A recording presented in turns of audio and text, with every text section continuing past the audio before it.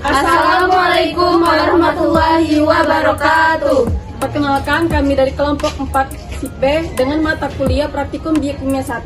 Di sini kami akan membahas mengenai materi titrasi formal asam amino. Kami beranggotakan 4 orang. Yang pertama, saya Aulia Fitri Ramadini dengan ujung NIM 070. Saya Pinka Sriwayuni dengan ujung NIM 036. Dan saya Jati Parwaeni dengan ujung NIM 052. Dan saya Revelita dengan ujung NIM 044.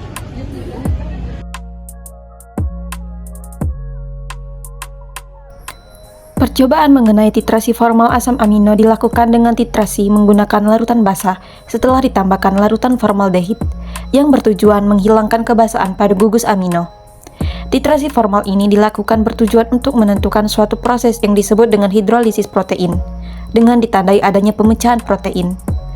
Asam amino yang digunakan merupakan hasil dari degradasi gelatin yang didegradasi memakai enzim tripsin. Pada percobaan ini, menggunakan reagen gelatin yang merupakan protein yang larut dan bersifat gelling agent atau bahan pembuat gel. Tujuan utama penambahan formaldehida adalah untuk menghilangkan sifat basah dari gugus amino yang ada pada asam amino. Dengan begitu, titrasi dapat secara akurat mengukur gugus karboksil yang bersifat asam. Asam amino yang digunakan dalam percobaan ini didapat dari degradasi gelatin menggunakan enzim tripsin. Penting untuk diingat bahwa gelatin dan tripsin harus dinetralkan terlebih dahulu sebelum digunakan untuk memastikan hasil yang akurat. Pada praktikum ini, larutan gelatin diinkubasi terlebih dahulu pada suhu 38 derajat Celcius menggunakan inkubator. Tujuannya adalah untuk menciptakan kondisi suhu yang optimum bagi aktivitas enzim tripsin. Pada suhu ini, tripsin dapat bekerja secara efektif untuk mendegradasi gelatin yang berfungsi sebagai substrat, menjadi produknya yaitu asam amino. Pada suhu 38 derajat Celcius, dijaga agar tidak lebih tinggi karena suhu yang terlalu tinggi dapat merusak enzim atau denaturasi, yang pada akhirnya akan sangat mempengaruhi proses degradasi dan mengurangi jumlah asam amino yang dihasilkan. Setelah gelatin mencapai suhu 38 derajat Celcius, enzim tripsin kemudian dicampur ke dalam larutan. Pencampuran ini bertujuan untuk memulai proses degradasi gelatin oleh enzim. Tripsin ini enzim proteolitik yang terdiri dari satu rantai polipeptida dan bertugas memecah gelatin menjadi asam amino dan penyusunnya. Pada praktikum ini, campuran dikontrol waktunya pada waktu ke-0, 20, 40, 70, 100, 130, dan 150 menit, diambil sebanyak 10 mili, selanjutnya dididihkan pada setiap interval waktu yang bertujuan untuk merusak enzim, sehingga aktivitas dan fungsi dari enzim tersebut hilang. Setelah didinginkan, kemudian dilakukan penambahan formaldehid dan indikator fenolflatein, kemudian dilakukan titrasi dengan larutan natrium hidroksida secara duplo. Formaldehid ditambahkan ke dalam larutan asam amino tersebut agar bereaksi dengan gugus amino yang tidak bermuatan sehingga memungkinkan gugus amonium membuffer pada daerah pH yang lebih rendah dan dapat dititrasi pada titik akhir secara kuantitatif menggunakan indikator fenolflatein.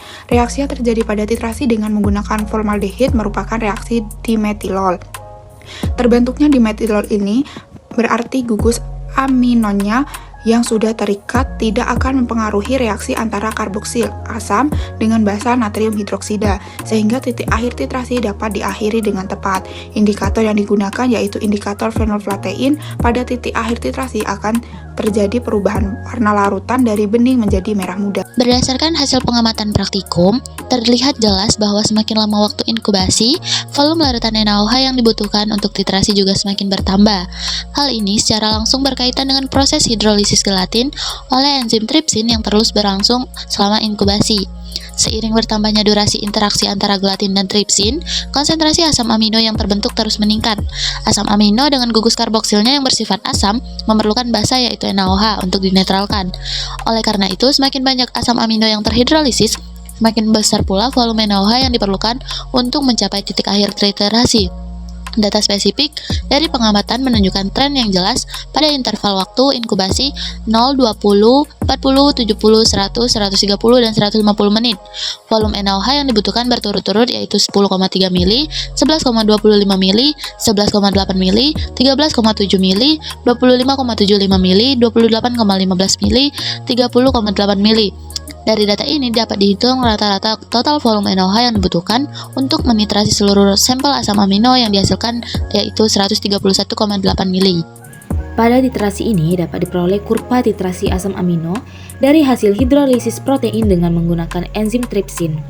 Pada kurva titrasi formal, asam amino dengan natrium hidroksida diperoleh kurva titrasi yang dihasilkan naik. Maka semakin lama waktu inkubasi, volume natrium hidroksida yang diperlukan juga akan semakin bertambah. Pada interval waktu menit ke-100, terjadi lonjakan tinggi dari volume natrium hidroksida di menit 70.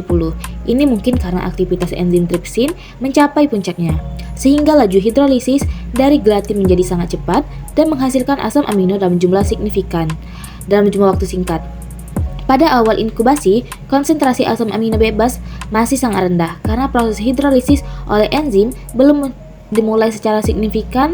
Seiring berjalannya waktu inkubasi, enzim tripsin secara aktif memecah ikatan peptida dalam gelatin, menghasilkan semakin banyak asam amino bebas. Gugus amino dari asam amino yang baru terbentuk ini kemudian dinetralkan oleh formaldehida, memungkinkan gugus karboksilnya untuk dititrasi oleh natrium hidroksida. Akibatnya, volume natrium hidroksida yang dibutuhkan akan terus bertambah seiring dengan meningkatnya konsentrasi asam amino. Kurva akan menunjukkan tren menaik selama periode ini.